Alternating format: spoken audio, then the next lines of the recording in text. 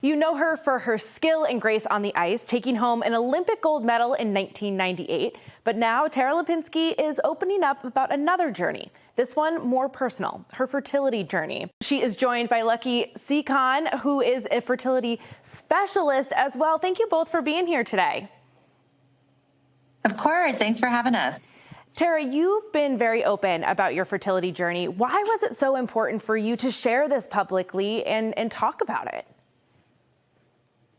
Well, I think it was just time. I had kept it to myself for so many years. And at the time, that was probably what was best for me. I just kind of kept my blinders on. But I got to a certain point where I just felt like I was keeping so much. It felt like a secret. And I shared my story, which was, taking that big leap, being so vulnerable was scary. But I'm so glad that I did, because I was met with so much support from the infertility community. I made so many friends. And to be honest, the reason why I did it was that if I could just help one person out there feel less alone, if I could have a story similar to someone else's, which is what I would scroll the internet for days and hours on end trying to find, just to feel less alone, to feel less isolated. That was my goal. By opening up about it, you have started to normalize this conversation. So, Dr. Sekhon, this is something that you talk to patients about all the time. Can you first explain to us what infertility is and who it really impacts? Infertility is a medical problem. It occurs when someone is having difficulty conceiving, and this can affect individuals, couples, 1 in 6, actually. It's very, very common.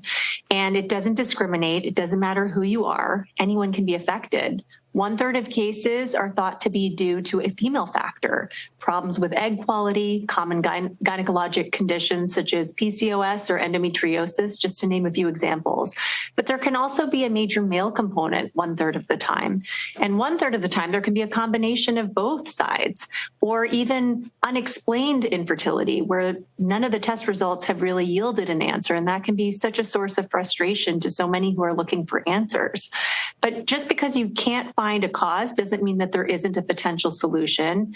And we're talking about IVF today as one of those potential solutions, one of those treatment options. And for a lot of people embarking on this path, it can feel like they're learning a new language, because it is complex and it does involve multiple steps. And this is why it's so important for people as they embark on this journey to educate themselves and have access to resources.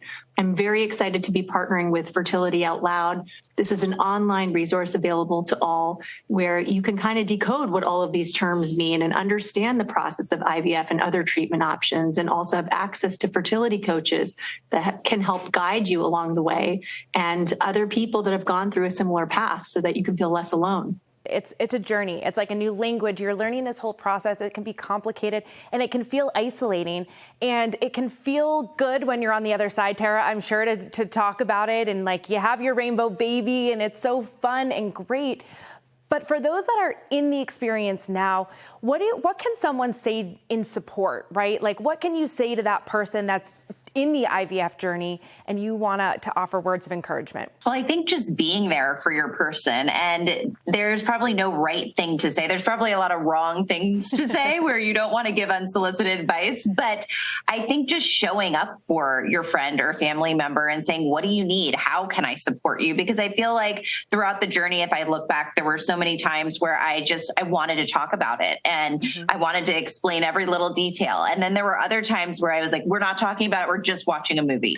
So I think it really is just showing up, whether it's a text, a call, or just sitting on the couch and watching a movie, and just showing your support by being there. We don't think to do that. Just ask someone, what do you need in this moment? Well, thank you both for your time today and for normalizing conversations like this.